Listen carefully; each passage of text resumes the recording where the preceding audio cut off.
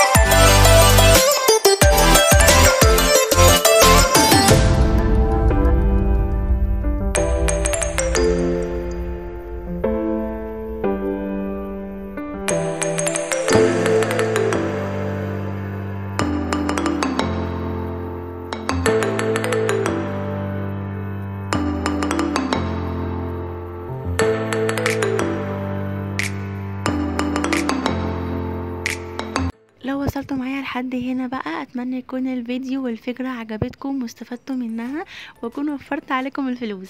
لسه هنكمل مع بعض الاجزاء الجاية ان شاء الله عن النيش والبلاستيكات والكماليات واستلزامات الحمام واستلزاماتك الشخصية، واهم حاجات تجيبها في هدومك كمان لو حابين. بس انتوا فرحوني بوجودكم في القناة، وما تنسوش ان انتوا تعملوا لي لايك وسبسكرايب، تعملوا لي اشتراك في القناة لو انت لسه اول مرة تشوفيني واول مرة تشوفي فيديو ليا. ان شاء الله تكونوا حبيتوا الفيديوهات بتاعتي ودخلت قلبكم.